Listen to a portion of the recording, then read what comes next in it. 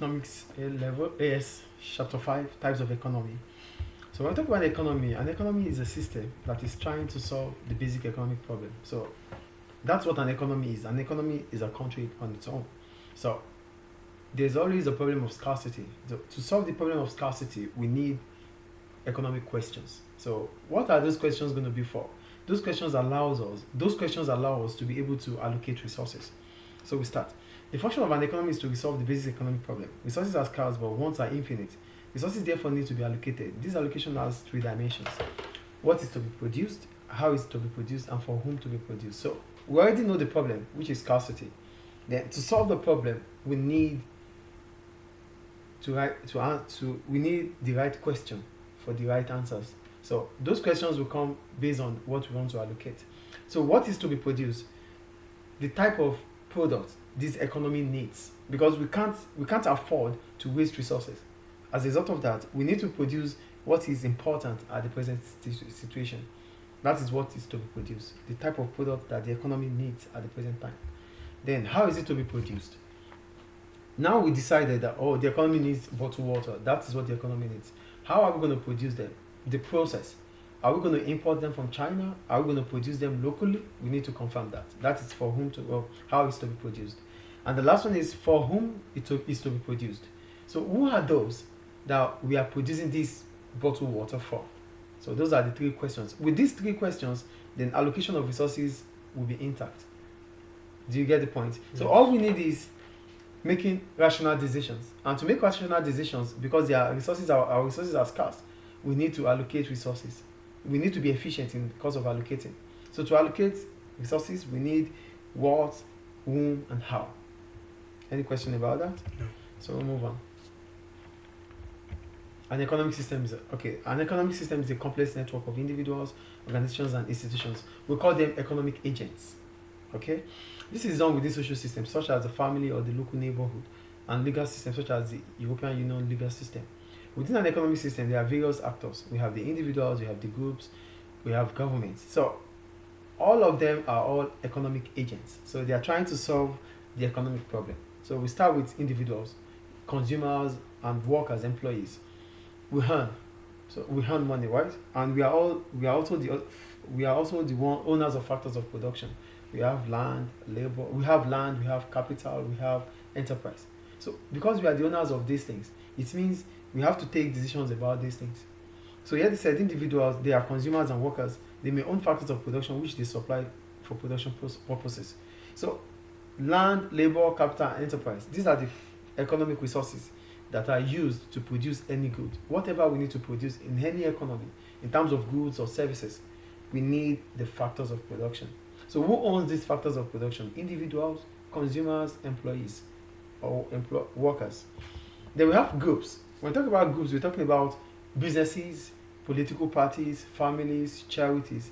They are also an institution on their own. We have the family where we have the father who decides who gets what. The father decides who gets what. So that's a family. We have firms. I think you're getting the point. We have the firms, the companies. They also need the allocation of resources because resources are scarce. Political parties. Yes. For political parties, I'll quickly dive into politics itself. Politics is a process through which we get what, when, and how. So politics itself is about allocation of resources. What is the type of allocation of resources? When is the time in which these resources should be allocated? And how? The process through which these resources should be allocated. So with politics, there comes political party, which allows us to have a certain interest in governance. So why do we need a leader? We need a leader so that we can be governed on how things should be done. Just imagine we don't have a leader, we don't have a president. Chaos. So with government, it allows us to know who gets what, when, and how. So that's why politics, according to our last one in 1935, said politics is the process through which we get what, when, and how. So without politics, with economy, we need politics. So politics allows us to know who we are, what we are supposed to do, and what our responsibilities or our rights are. So that is the political party. Is it clear? So, and the charities, they help. They want the society to become a better place. I think the point is clear there. The government itself. So government is being elected through political party, through elections. So government is an institution that puts law into place, that puts laws and order into place. So with government, they are the ones that make policies regarding allocation of resources. So they come up with laws, they come up with regulations, so that the society will not be in chaos. Do you get it? Yes. So government, groups, individuals are all economic agents. They are economic agents because they are trying to solve the basic economic problem. Is it clear? Any question about that? No. Good. So go to allocation of resources. Are you there? Yes.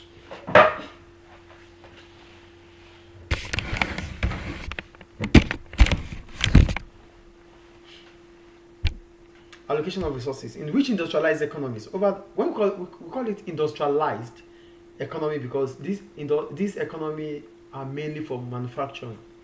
That is industrialized economy. So there's industrialization, and for industrialization simply means a situation whereby a non-industrialized economy becomes industrialized. An economy that does not manufacture becomes a manufacturing economy. That is what industrialization is about.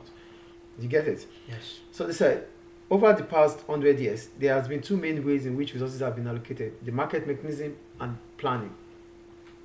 So when we talk about the market mechanism, we're talking about the demand for and supply of. So that means allocation is done by mostly the private sector. So the demand for and the supply will determine what we get and the price we get it. I'm going to read anyway. The market mechanism allocates resources through bringing together buyers and sellers who agree on the price for the product or resources being sold. So there's going to be the equilibrium price, the price of agreement between quantity demanded and quantity supply. So the market mechanism or the market forces of demand and supply brings both buyers and sellers together so that they can agree on the price of transaction. So that's the first way in which resources are being allocated. Then planning. When we talk about planning, this goes to, are you here? Yes. For planning, I wrote, planning allocates resources through administrative decisions. Planning occurs within families when individuals make decisions about who in the family is to get what. That's the father I told you about. For example, adults will make decisions about children's birthday and the rest. Firms are also planned economies where managers decide how to allocate resources. At national level, we have the government who does the planning. So for planning, it goes beyond demand and supply. It goes into it dives into institutions, and when you fail to plan, you are planning to fail. So they plan because there's always a budget. We can't spend out of our budget. So because we can't spend out of our budget, that means we need a financial plan. So families need to plan, businesses need to plan, government also need to plan, because if government doesn't plan, it's going to waste resources. And one of the role of government or responsibility of government is to reduce wastage. That's why most strategic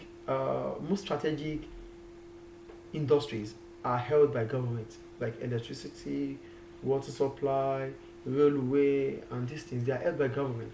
Why? Because these things cannot just be left in the hands of the private sector. They don't want to be done by double. They don't want it to be repeated. So if government, it's just, for example, look at Libya. Libya has a population less than 7 million. So if it has different electrical companies, for what? It's just going to be waste. So government wants to ensure that these scarce resources are not still wasted. So that's why they need to plan. So government would plan on what it wants to spend at a particular year and what it's expecting to get in that particular year. So there's always going to be expenditure for government and revenue for government. Any question about that? No. So we'll move on. That's planning. So we'll go to types of economy. Are you there? Yes.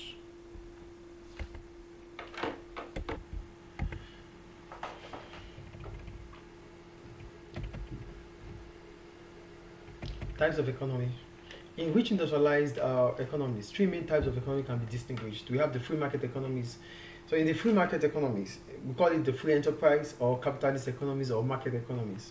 The majority of resources are allocated through markets rather than through government and planning.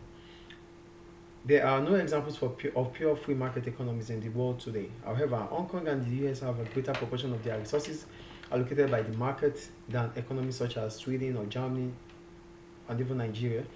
But in the US, public spending, that's government, is around 37.5% of total output. So basically, what they're saying is this: there's no pure market, there's no pure free market. So, but we could have some economies where we have larger a larger proportion of their larger proportion of the allocation of resources being done by the private sector. They make example of Hong Kong and America. So 70% of allocation of resources are made through the private sector. That's what they are trying to tell us here. So it is still not a free market, but because in a free market, it means there's no government intervention, and there's no economy in the world without government. Do you understand? Yes. So that's why they said there's no, we can't find a pure free market in the world. So that means we have either mixed economy or planned economy. But for market, the meaning of a market economy is just an economy that resource allocation is decided by the individuals, private firms, or group of individuals. Do you understand the private sector here? The free market here? Good. Then we have the mixed economy. But before I go into the mixed economy, let me talk about command economies or planned economy or centrally planned economy. For command economy or planned economy, this economy, what to produce, how to produce, for whom to produce to, is decided by the government. That's why we call it a planned economy. So it's all going to be public sector businesses. Do you understand? Example of countries in the planned system are North Korea and Cuba. Mm-hmm. So they are pure planned economies. Government decides what to produce, how to produce, and for whom to produce to. Then go to the mixed economy. This is what most of the countries in the world use. Half. Yeah, so it combines both the capital, the planned economy, and the market economy. So the combination of the planned system and the market system brings about the mixed economy. So in the mixed economy, we have the private sector and the public sector businesses. Are they clear? Any question up to now? No. We move on. Command economy is the same as planned. Planned, yeah. So go on. An evaluation of different types of economy. Are you there? Yes. So the different type of economy have advantages and disadvantages. So we start with choice. Comparing the US with the former Soviet Union, that's Russia, or North Korea or Cuba today, it is clear that individual citizens on average have more choice in free market economies. Planning tends to produce uniform products. So in the Soviet Union, everything from cars to shoes to food was mass produced in large quantities, but with little variety. In the market economy, consumers can choose between thousands of different versions of cars. As workers in the market economy, people have choices about which jobs to apply for. In planned economies, there tends to be much more direction with workers being allocated jobs. Citizens also have far less income tax after tax in planned economies and in free market economies. The amount they are free to spend on products of their choice is therefore much smaller. However, choice has its limitations. In free market economies, those with choice and those with high incomes or high levels of education have far more choice than those with low incomes or low levels of education. Choice for an unemployed worker in a high unemployment area might be very limited indeed. So, now we talk about choice in a planned system and a market system. Choice simply means what we are able to choose from, right? In the planned system, everything is mass produced. Everything is what? Mass produced. It means low variety. There's no variety because government cares about the mass, not individual wants. So whatever government is producing it for the whole country. So that means we don't have choices. That's the point there. And for workers, government will provide the jobs that they feel that they can provide. So you can't choose a job. Well, you're born with your job. The system puts you into the job. So that is how the public sector works. So that's the planned system. But in the market system, we have more choices to make. Why? Because they are variety. They produce for those who can afford. So whatever it's going to be like you cut your coat according to your cloth. Do you understand? You cut your coat according to your cloth. Do you get the point? So the market system allows different variety. There's always going to be motivation incentive to produce more. But the problem about the plant system, the problem about the plant system is that we don't have variety. We cannot choose in the plant system. So everything produced in the plant system is strictly what their needs, not wants. That's the plant system. And the market system that we have choices we can make. The market system allows us variety, yes. But the problem about the market system is that they produce goods and services for those who can afford them. That's the point. And also, there's always going to be income inequality.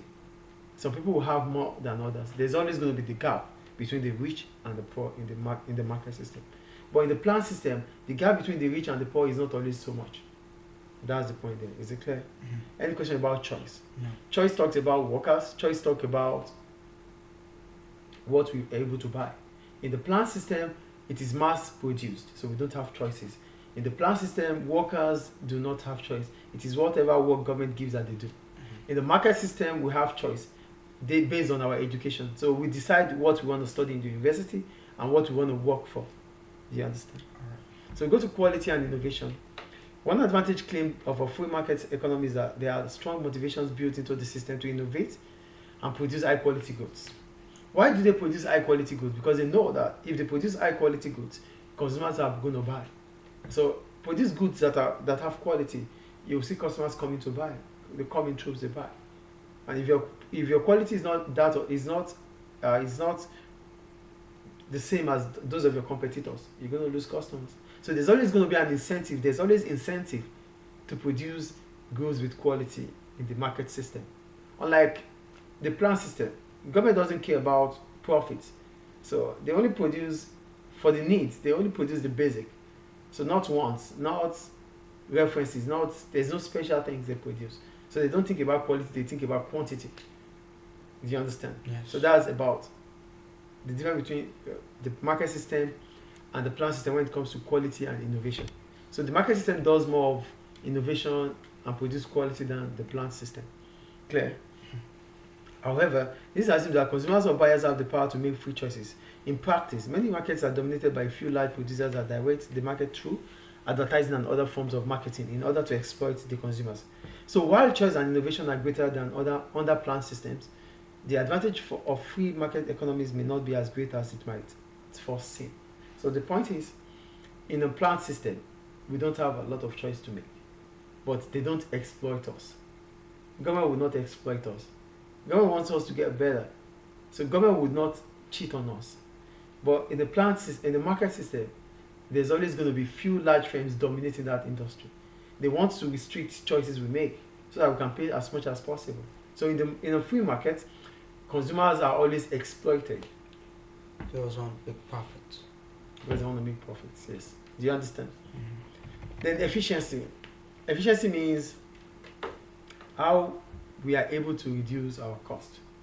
The planned economies of the Soviet Union and Eastern Europe proved to be inefficient. One major problem was that workers and managers had little incentive to work efficiently in the plant system. So that's why most of the time you see the government workers not being punctual. They are not hard workers. They don't care. When you ask them, they tell you it's government job. After all, how much I'm are they getting paying? paid anyways. Yeah, so we make profit, we don't make profit, we get paid. So there's no incentive to make profit.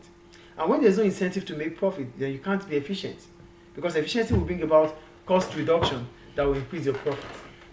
So in the public sector, there's no incentive, there's no motivation also to make them, to be more up and doing. So that's unlike the private sector.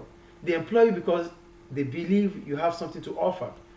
So if you're not going to be part of if you're not going to allow them to achieve their objective, they kick you out. So the motivation is always there. It's part of the structure. It's part of the system in the market system. So there's always a motive to make profit. As a result of that, there's efficiency. Mm-hmm. Is it clear? Yes.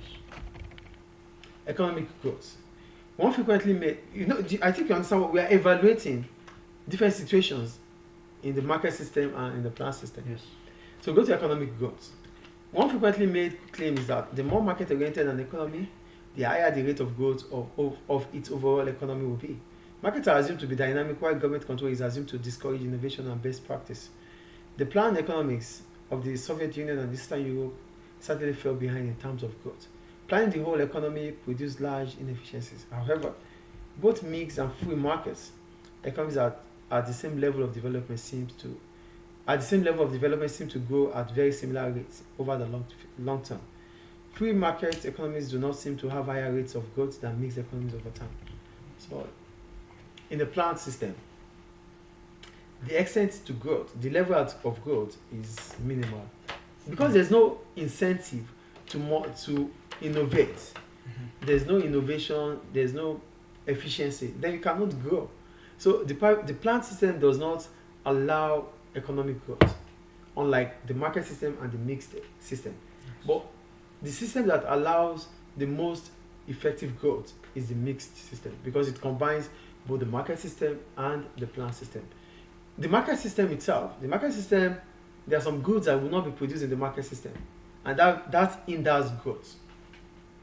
You get what the point I'm making here? For example, Street lights, roads, bridges. The market system will not produce these things because there's always going to be free rider problem. And a free rider is that individual who doesn't pay for what he's benefiting from. But government will not think about free rider. taxes. Yeah, yeah. Government would not think about free riders. Yeah, government would make facilities, government would build, government would spend through taxes. But not everyone pays taxes. You get it? Yes. But government would not think about those that did not pay and to stop producing. They will still produce, irrespective of who pays and who doesn't pay. But for the private sector, they don't provide goods, they don't produce or provide services that people are not going to pay for. They depend on the payment. They produce because you're going to pay. You get it? Yes. So there's always going to be that gap. We call it there is a gap, but we call it a market that is it's not an Indian market, it's a market that is not there. The market is not going to be available because it has to be produced through government, and there's no government intervention in the market system. Do you understand? Yes. So that's about economic growth. Then we go to distribution of income. When we talk about distribution of income, basically we're talking about the gap between the rich and the poor. So free market economies tend to have higher levels of inequality than mixed or planned economy. This is because resources produced by government through the planning process tend to be distributed more equally than would be in the case of a free market. Governments, I told you earlier that in a planned system, the gap between the rich and the poor is not much because whatever the rich can afford, the poor can also afford it. But in the market system, they produce for those who can afford them, which means the poor would not have access to certain goods or services that the rich are having access to. Yes. So the gap between the rich and the poor is always high, more than In free market. in the free market. Clear? Is it clear, please? Yes. Risk in the free market. So, for risk, the free market exposes customers to a lot of risk because the more risk you take, the more reward it is. But the government will not take risk. Government do not even understand what risk is about. Do you understand? But for the free market, they are entrepreneurs, they are business owners. They know the higher the risk for them, the higher the reward. So the free market exposes people to much risk than the planned system and also the mixed economy. Is it clear? Yes. Political freedom. Political freedom. When we talk about freedom, it means the ability to express ourselves in terms of the economy, in terms of what we eat, in terms of how we move and the rest. The market system, the mixed or the market system allows political freedom because individuals can do whatever they want to do, provide whatever they want to provide, and sell whatever they want to sell. But if it's a planned system, it is restricted. It's just government making things. So there's no freedom to Just choose. like previously Soviet Union, Cuba, Yeah. North Korea. Korea. Yes. Yes. So things are done the way government wants it, not the way you want it as individuals, or they don't have entrepreneurs. They don't have choice. What? They don't have choice. They don't have, yes. So there's no freedom. Also, Clear. there's no risk, right? Yeah, risk. No, there's no risk. Government will not take risk. Government will produce things that they think they should produce. But the free market knows that it's to make more, you need to risk more. So they expose us to risk. Mm-hmm. Clear. Mm-hmm. So go to Smith, Hayek, and Marx. Marx. So they are writers. They have their own perspective about the Philosophers. economy. Yeah, they are writers. They are sociologists too. So two writers who have strongly influenced thinking about the economic system are Adam Smith. For Adam Smith is the one that talks Capitalism. about he talks more about money creation. Money creation. So let's start anyway. For Adam Smith, he published his famous book, An Inquiry into the Nature and Causes of the Wealth of Nations. So in the book, he explained how the invisible hand of the market will allocate resources to everyone's advantage.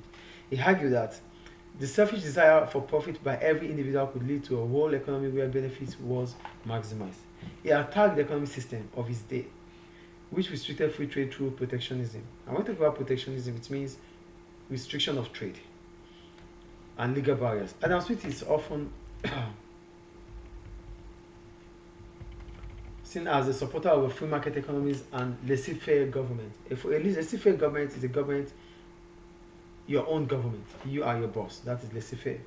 So laissez-faire means that the government should leave markets as much as possible to regulate themselves. So, however, there are many points in his writing where he recognizes that the state has an important role to play in providing a structure within which free market can operate. So basically, there's not going to be free market. So for Adam Smith, he believed there's that invisible hand, those that we cannot see, but they decide what happens with our economy. So he saw that individuals and firms would attempt to distort markets to gain more for themselves. He also saw that poor needed to be defended from those who owned property, the capitalists. For example, he argued that businesses would attempt to combine together to raise prices at the expense of the consumers. He wrote that employers would reduce wages as much as possible, whether or not workers could survive on these incomes. He also argued that the state had to provide those goods and services. I'm going to explain anyway. Those goods and services that free markets would otherwise not provide. Yes, we call it the missing market. The missing market. So the missing market is that market that the free market failed or ceased to produce goods in it. Do you get it? Example of goods in the example of goods that are missing are we call them merit goods, Right. like education, healthcare. So government have to provide it if we really need to afford it. So the whole legal and judicial structure for enforcing property law, for example, needed to be provided by the state. So too did goods such as roads and bridges. So according to Adam Smith, his own ideology is that we are selfish as individuals. As a result of that, it allows us to maximize our benefits. Though we are selfish, but our selfishness brings about rationalization and efficiency.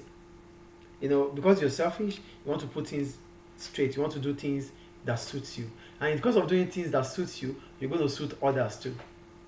Do you get the point? You're making decisions based on your own selfish interest. But that decision that you have made is beneficial to others too. Yeah. That is what invisible hand is. Do you get it? Yes. It's your decision because you're selfish. But that decision of being selfish becomes beneficial to others. You want me to cite an example or what? Yes. Okay. Being selfish is studying all alone. Studying all alone allows you to have a good grade. Having a good grade makes you a good individual that will be able to take decisions for the whole society. You become an expert. Your decisions. It's a selfish decision. It's a selfish one. So you want to keep all knowledge to yourself. Keeping all knowledge to yourself makes you to be abundant of knowledge. You will be able to use that knowledge for the economy. So people will choose you. That is what you really wanted anyway. People to choose you so that you be at the top. So being at the top makes you to make decisions, allows you to make decisions. And you're going to make decisions that are going to be beneficial to the society. So you see, it is an invisible hand that the selfish interest becomes benefit to the whole society. Do you get the point, please? So for Hayek, what did he say? His most famous book is The Road to Serfdom, published in 1944. In it, he argued that ever greater control of the economy by the state leads to totalitarianism and the loss of freedom by the individual. He was reacting to the loss of individual freedom in the Soviet Union under Joseph Stalin and Germany under Adolf Hitler. He correctly saw that individuals were forced to comply with state wishes through the threat of prison and death. However, he then said that greater state control over the economy in both the UK and the US also led to a loss of freedom for the individual. For Hayek, the poor in the UK and the US were better off than in Germany or the Soviet Union because at least they had their personal freedom. Proponents of free markets have used Hayek's thoughts to argue that free and regulated markets are better than regulated markets, or direct state provision and control, because the liberties of the individual are maintained in free markets.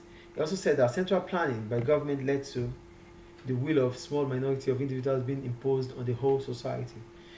Critics would argue, however, that this occurs in free market economies too. Those who own property are able to impose their will on everyone else. In the free market, in the free market economy, the poor have very few spending votes compared to the rich. In free markets, in free market economies, the rich are also able to buy influence over the political processes, influencing political decision making. The poor then become politically powerless as well as being economically weaker. So according to Hayek, he believes individuals, private sectors are selfish, and he doesn't see individuals working separately and private government working separately, because if individuals work separately, though for him he felt that the private sector will be more beneficial than the public sector, because the public sector is totalitarian. They decide, you don't have freedom. They don't allow you freedom of choice. They don't allow you freedom to movement. They don't allow you freedom to trade. That's what he thinks about the public sector. But it does not give that power. It does not want to give the power to the private sector too. So he wants a mixture. Mixed economy. Yes, he wants a mixed economy.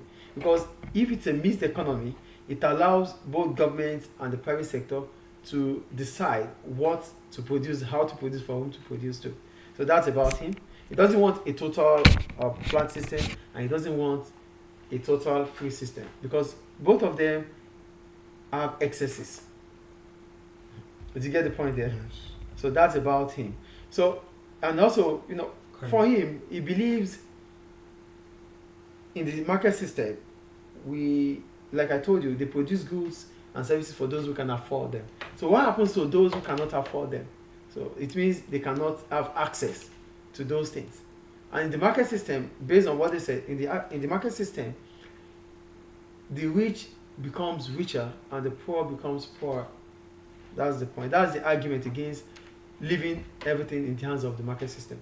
And the argument leaving everything in the hands of the government is that it becomes totalitarianism, which means we'll be threatened with prison, we'll be threatened with death if we go against what the government wants. Like Adolf Hitler and stuff. Yeah. So I think it's clear. Yes. That's about Hayek. Then we go to Karl Marx. For Karl Marx, Father of communism. and yeah, he socialism. talked about his own ideology is about having class in the society. He believes there's conflict in the society because capitalists ensure that there's difference between them and the bourgeoisie. We call them the Rich people, yeah? the rich people and the working class. They make sure that the talakawas, they make sure that there's difference between them. So let's read anyway. For Karl Marx, 19th century German thinker and writer, and is often considered to be the founder of the modern socialism. His most book is Das Kapital, the first part of which was published in 1867. He correctly saw that there was a great gap between the economic fortunes of the owners of property and the workers, the working class. So for him, he wanted to see that gap eliminated. He developed a theory which said that it was historically inevitable that workers, the proletariat, the working class also, would rise up in revolution against property owners and seize control of the means of production. These are the bourgeoisies. A new democratic society would arise, which would lead to equality and where property would be owned by everyone collectively. So he thinks about a society where there's equality, which is not possible. Even for him, he believes that in every society there's class. He said even in heaven there's class. So that means we will continue to have class in every walk of life. That is the point. Inevitable. And after, yes. So for him, he feels, Karl Marx, although he advocated evolution, so for Karl Marx, he feels that there's need for revolution. With revolution, there's need for conflict. With revolution, owners of property will lose their property to the hands of government because there's chaos. So government will want to take charge. And if government takes charge, then there will be socialism. So that means all resources will be owned by government. So that is about Karl Marx. Yes. I think it's clear. Yes. So that ends chapter 5, Mm-hmm. economic system, right? Mm-hmm. Economic system, types of economy. Any question? No. Okay.